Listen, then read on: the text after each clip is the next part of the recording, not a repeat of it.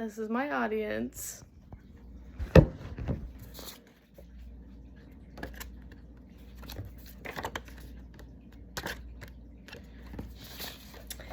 Okay, so the topic I chose to inform you guys about are the Trobrites, who were basically women troubadours. They traveled and sang from about 1135 to 1240.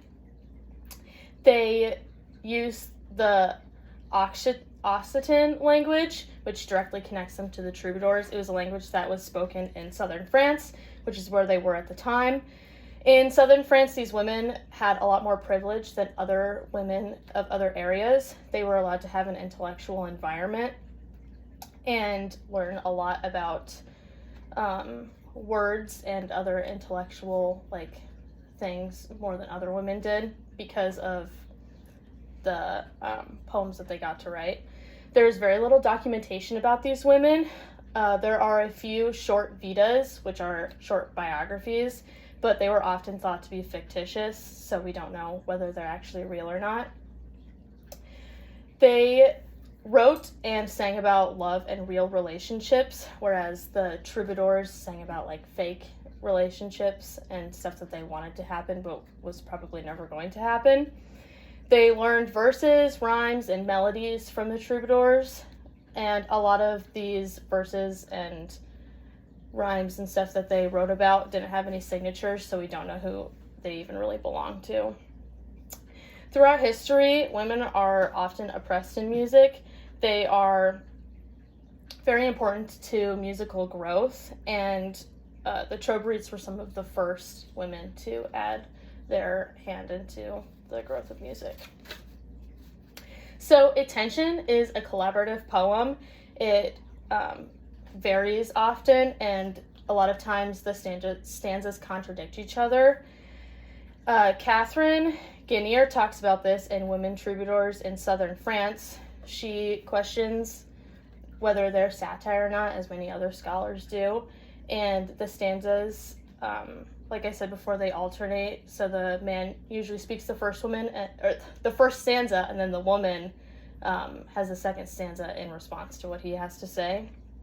It's often like a verbal dispute kind of thing, and the stanzas are identical in length, meter, and rhyme, typically. They often question each other, so the man will make a statement saying he's basically trying to woo the woman, so saying, "You're so beautiful, I love you, but I'm also really beautiful and you should love me." They're usually really self-obsessed, the men are, and so the woman usually has a response, basically making fun of them. And the men often talk about courtly love, which is love between a knight and a noblewoman. So the knight tries to do all of these good deeds and acts and stuff to prove himself to the woman. And only 9 of these poems actually exist that we can read today. So Marcia Elaine Wells' thesis, Trobrites Poetry as an Overlooked Feminist Genre, talks about the Trobrites as a feminist movement. The Tensions were wrote for a public setting, and they often showed off their talent, their wit, their wordplay, and how smart they were. And it showed how much better they were than the troubadours.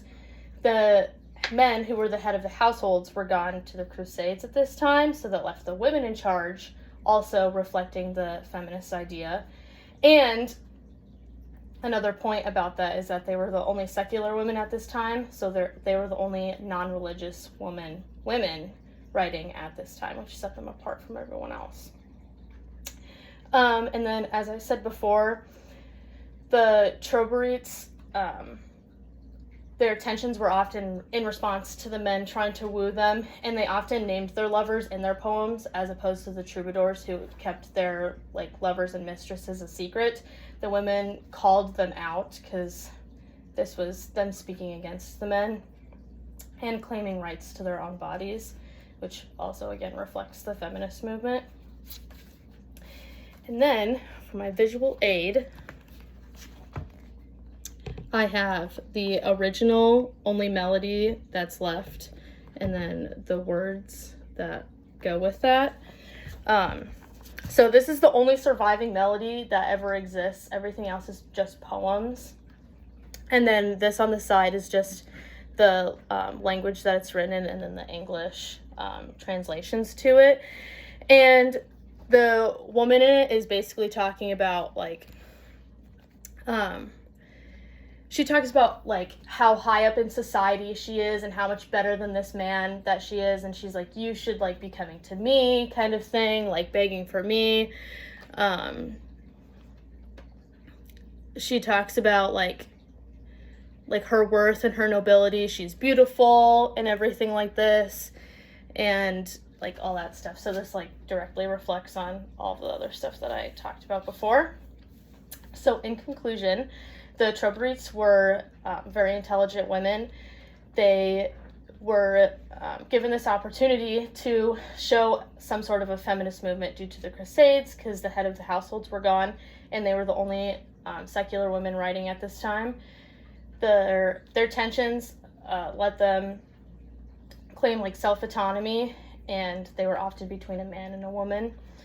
The man was trying to woo the woman, and the woman was making fun of the man. We don't know a lot of information about them. We have a few short biographies, but we're not even sure if they're really real or not. And we only have one surviving melody, which is this one. And that's all. And this is my audience again.